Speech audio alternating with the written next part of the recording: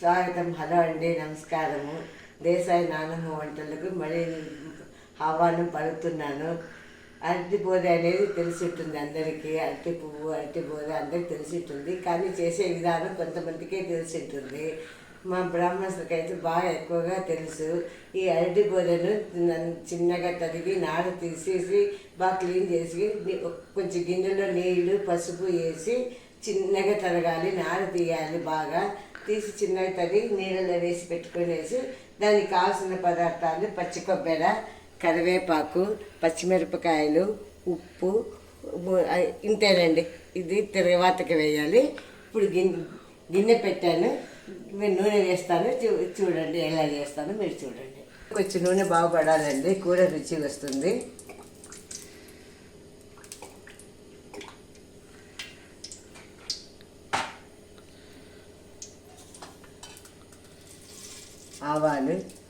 ఆవాలు చిరుపట్టలు ఆడేటప్పుడు శనగపప్పు,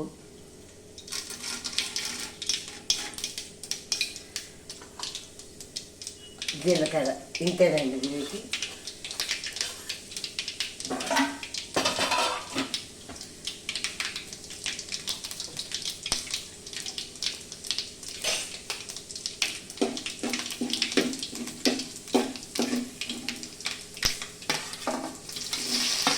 పచ్చిమిరపకాయలు, కరివేపాకు వేయాలి.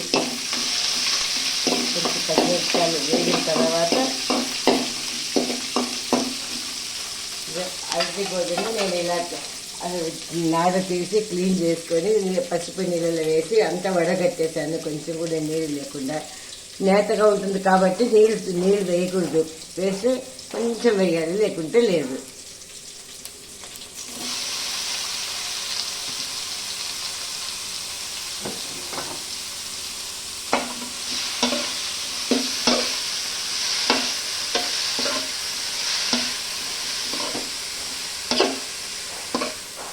ఉప్పు కాస్త దీనికి ముందు వేస్తే తొందరగా ఉడికిపోతుందండి. ఉప్పు ఒక టేబుల్ స్పూను, 1 టేబుల్ స్పూన్ అన్ని వేయాలి. ఉప్పు వేస్తే తొందరగా ఉడికిపోతుంది అన్నమాట. ఉప్పు పడితే తొందరగా ఉడికిపోతుంది.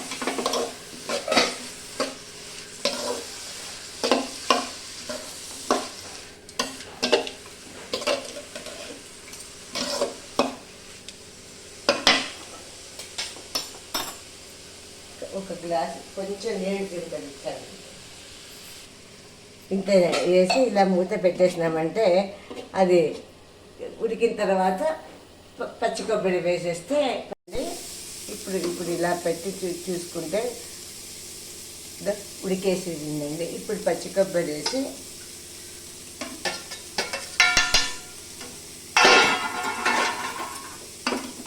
ఇలా బాగా కలిపేసుకొనేసి ఒక 2 నిమిషాలు పెట్టేసేసి దించేసేసి ఈ కూర చపాతీకైనా, రొట్టెకైనా, అన్నానికైనా చాలా బాగుంటుందండి. ఆరోగ్యానికి కూడా మంచిది. ఇది ఇక్కడ మరి రేపు కొత్త వంటకంతో వస్తామండి. నమస్కారం.